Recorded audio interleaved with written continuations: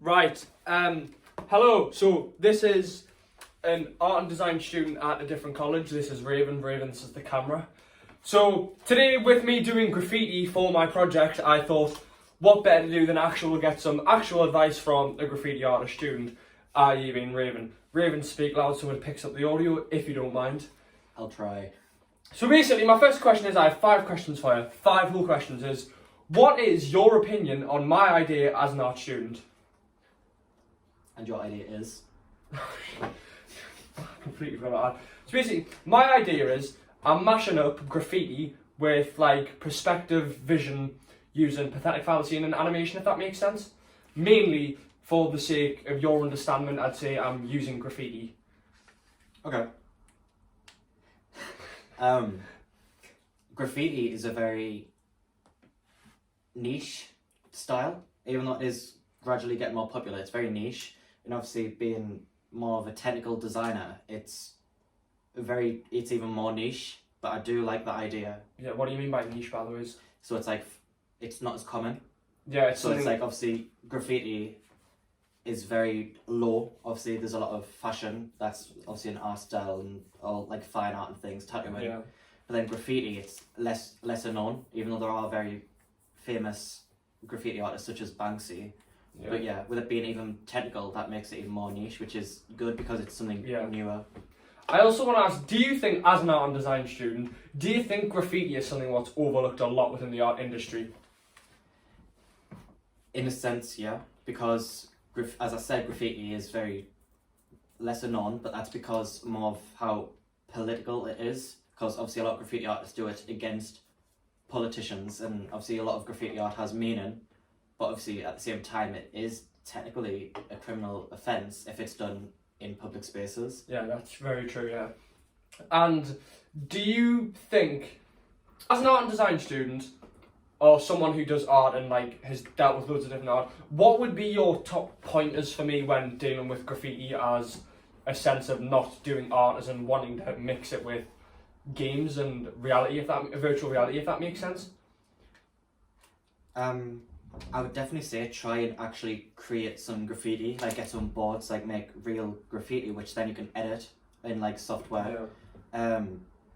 It's a bit more of an awkward one being technical. I mean, obviously I also did design art, so I've got a bit of understanding. But yeah, definitely kind of like do your research on different styles, different things that you work with. But yeah, definitely try and go for like a practical sense. So would you say best bet is getting like you said, a wooden plaque and like say very mild colours of spray paint, and then doing some myself to get the experience and get into the feel, and then actually realise how it should look in real life, and then change it to how I need? Yeah, I mean, it's again, when you're doing it more practical, you're getting more experience from it. So it's like you know how things should look. You know that when you actually make something, it's like how you see it and how you want other people to see it. But yeah, I mean, obviously just like experiment with it, go crazy at first. So it's like you get the feel for it, and yeah, definitely. And do you have any questions to ask me, if that makes sense, about why or what my plan is, if that makes sense? Like just any general questions.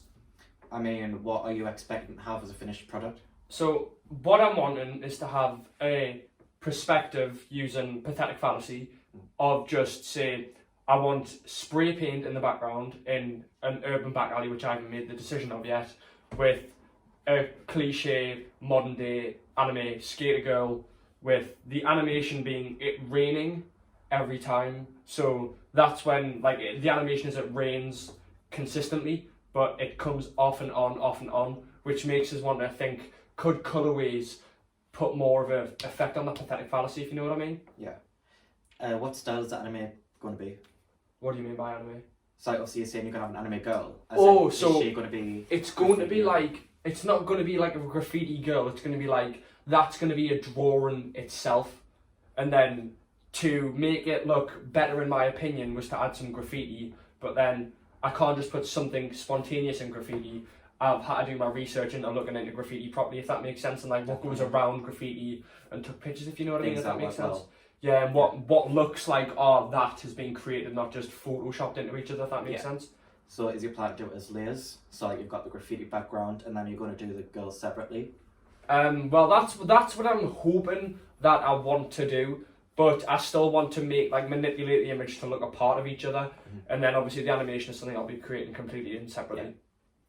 Yeah. I do like the idea, but one more question is: do you have any inspiration or any artists that you're going from now? As far as it goes, obviously the cliche is to look at Banksy. That is something that I Definitely. have looked at. But then obviously graffiti, because of the day and age we live in, is something you see commonly on the street. So I have had I've took images while I've been out in the environment and looked at them and reviewed them and seen how it would be tailed. So graffiti is something what's like people cover each other's graffiti. So that's something I'd have to take into consideration. A lot of signatures are signed around in the graffiti. Yeah. I think personally you've done really well, especially like going out and actually looking at things. That's one of the best things you can do. Yeah.